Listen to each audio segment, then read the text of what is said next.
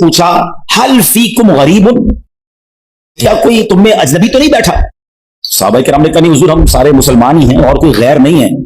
تو نبی پاک علیہ السلام نے فرمایا ایسا کرو، دروازے بند کر دو۔ صحابہ نے دروازے بند کر دیے۔ اب آپ علیہ السلام نے فرمایا ارفعوا ایدیکم وقولوا لا الہ الا اللہ، ہاتھ اوپر اٹھا لو اور لا الہ الا اللہ پڑھنا شروع کر دو۔ حضرت شداد بن اوس کہتے ہیں ہم سب نے ہاتھ اوپر اٹھائے اور کلمہ پاک پڑھنا شروع کر دیا۔ کچھ دیر اسی طرح ہم ذکر کرتے رہے، نبی پاک ذکر کرواتے رہے، اور اس کے بعد مالک کے جنت قاسم نعمت صلی اللہ تعالی علیہ وسلم نے خوشخبری سناتے ہوئے فرمایا ابشروا فإن اللہ قد غفر لکم، تمہیں بشارت ہو کہ بے شک اللہ پاک نے تمہیں بخش دیا ہے۔ مزید آپ علیہ السلام نے یہ بھی فرمایا کہ الحمدللہ، اے اللہ پاک تو نے مجھے یہ پاکیزہ کلمہ دے کر بھیجا، اسے پڑھنے کا حکم دیا اور اس پر جنت کا وعدہ بھی فرمایا، بے شک تو اپنے وعدے کے خلاف نہیں کرتا۔ سبحان اللہ۔ تو کلمہ طیبہ افضل الذکر لا الہ الا اللہ، اس کے کمال کے فضائل ہیں، کیا خوبصورت کہ اللہ کریم نے قرآن مجید میں ہمیں یوں سمجھیے زندگی کو آسان بنانے کا ایک فارمولہ عطا فرمایا، اور کیا فرمایا وَقُولُوا لِلنَّاسِ حُسْنًا، اور لوگوں سے اچھی بات کہو۔ آپ یقین کریں جس نے اس فارمولے پر عمل کر لیا نا، اس کی زندگی آسان، اس کی فیملی خوش، اس کے دوست راضی، وہ ہر جگہ ترقی کرنے لگتا ہے۔ اب آپ خود دیکھیں دکاندار ہے، سودا بڑا اچھا ملتا ہے، مگر جب جاؤ اس کی زبان پر سختی ہے، گالیاں ہیں، جھاڑتا ہے، سودا ایسے دیتا ہے جیسے بھیک دے رہا ہے۔ ادھر گاہک جائیں گے، یا ایک ایسا دکاندار ہے جو ہر آنے والے گاہک سے محبت سے بات کر رہا ہے، پیار سے بات کر رہا ہے، طبیعت بھی پوچھ رہا ہے، بندہ کہتا ہے بڑا با اخلاق ہے۔ اخلاق کی برکت سے کاروبار بھی بڑھتا ہے، اخلاق کی برکت سے عزت بھی بڑھتی ہے، ترقی ملتی ہے اس کو۔ ایک ہی ادارے میں دو بندے جاب کر رہے ہیں، ایک سب سے دوستی، پیار، محبت، ٹیک کیئر کرنے والا، اور ایک سب سے لڑنے والا، بتاؤ ترقی کس کو ملے گی؟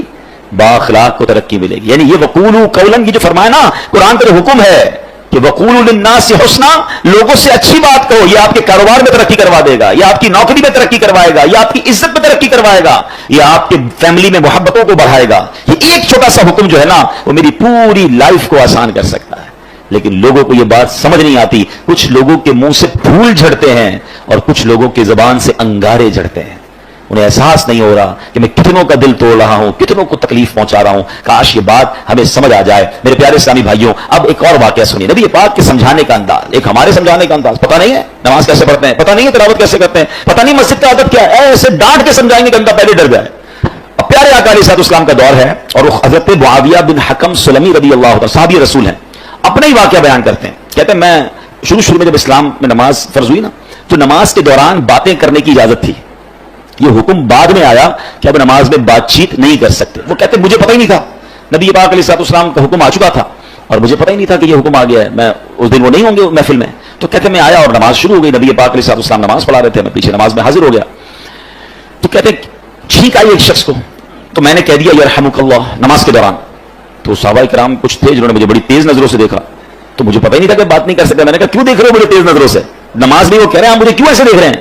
تو اب لوگوں نے اپنی ران پر ہاتھ مارا کہ اب مجھے سمجھ آیا کہ مجھے خاموش کرنا چاہ رہے ہیں، یہ بول نہیں رہے مگر مجھے اشارے سے سمجھا رہے ہیں کہ بولنا نہیں ہے۔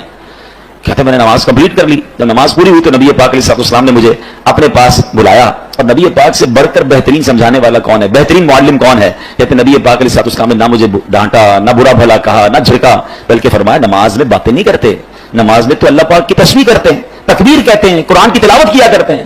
کہتے بس نبی پاک نے بٹھا کر مجھے یہ سمجھا دیا۔ یہ بھی تو ایک انداز ہے نا، ایک بندے کو حکم پتہ ہی نہیں ہے اور آپ ذرا اس پر چڑھ دوڑے ہیں، یہ نہیں ہوتا۔ خاص طور پر اگر آپ نے اسلام کی بات سکھانی ہے، دین سکھانا ہے، پہلے ایک بات سمجھیے، اگر آپ اپنے بچوں کو نمازی بنانا چاہتے ہیں، قرآن پڑھانا چاہتے ہیں، یا آپ کسی نیکی کے کام کو پھیلانا چاہتے ہیں، تو ایک بار یاد رکھیں کہ آپ اچھا کر رہے ہیں تو کوئی ہے جو اس کو بگاڑنا بھی چاہتا ہے۔ جب بھی بندہ اللہ رسول کی بات کرے گا نا، تو اس کی مائنڈ میں ہونا چاہیے میرا ایک دشمن ہے جو اس بندے کو دین کی طرف نہیں آنے دینا چاہ رہا، کیونکہ شیطان تو کبھی بھی نہیں چاہے گا نا۔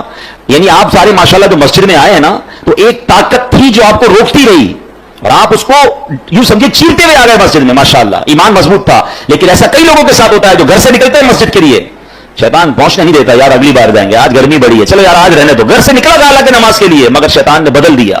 تو آلویز جو دین کا داعی ہے اسے یہ سوچنا ہوگا، جو کسی کی اصلاح کرنا چاہتا ہے اس کو یہ سوچنا ہوگا کہ میں اصلاح کرنا چاہتا ہوں، شیطان دور کرنا چاہتا ہے۔ ہم دونوں کی لڑائی چل رہی ہے، ذرا سی میں نے سختی کی تو یہ بندہ شیطان کی مان کے دور چلا جائے گا۔ نرمی، پیار، محبت اتنا دو کہ وہ شیطان کی نہ مانے، آپ کی بات مانے اور اللہ رسول کی طرف آ جائے۔ لیکن اگر سمجھانے والا ہی سخت ہو گیا समझाने वाला ही डांटने वाला हो गया तो फिर तो बहुत आसानी से शैतान दूर लेके चला जाएगा। तो ये बहुत जरूरी है उन तमाम लोगों के लिए जो टीचर्स हैं, जो वालिद हैं, जो तंजीम के बड़े हैं, जो किसी कम्युनिटी के बड़े हैं, किसी खानदान के बड़े हैं, अगर आपको अल्लाह ने मकाम दिया और आप लोगों को कुछ गाइड करना चाहते हैं, you have to be soft, नर्म, शफकत, आपकी जबान से फूल झड़ने चाहिए, क्योंकि आपका मुकाबला शैतान से है।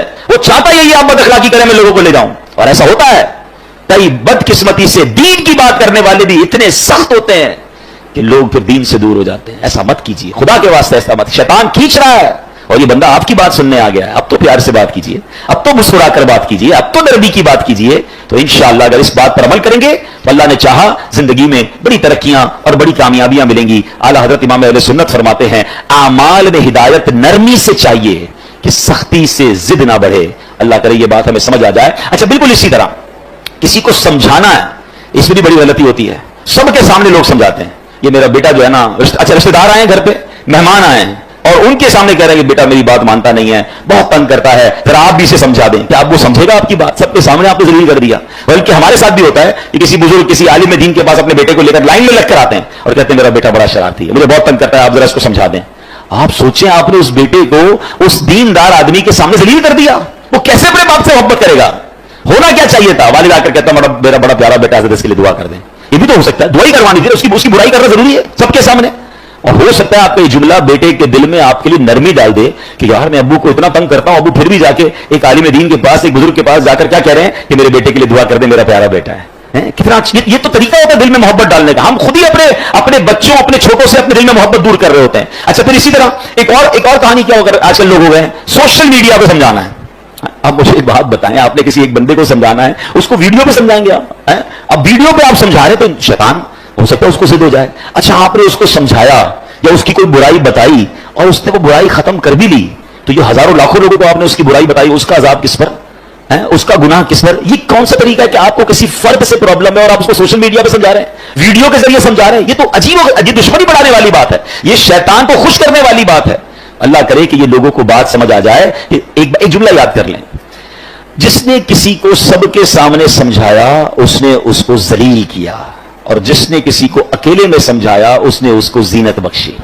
हाँ, अगर प्यार है ना, किसी से समझाना है तो अकेले में, हजरत आपने पर्ची लिख दें, मैसेज कर दें कि ये आपके बयान में प्रॉब्लम था, या आपके अंदाज में प्रॉब्लम था, या कोई भी आपकी फैमिली का इशू है, आपके दोस्तों में इशू है, जरा अकेले में आपसे बात करनी है प्यार से। अच्छा, इसमें भी एक अंदाज इख्तियार किया जा सकता है कि आपने उस दिन जो ये बात कही थी, शायद हो सकता है मेरे सुनने में गलती हुई हो, अगर ऐसा कहा था तो ऐसा नहीं कहना चाहिए, है प्यारे भाई, नाराज मत होइएगा। ये भी तो एक अंदाज है ना, आप असल समझाना चाहते हैं, और अगर आप लड़ना चाहते हैं, जलील करना चाहते हैं, तो फिर अपने दिल से पूछिए, इससे सुलह नहीं होती है।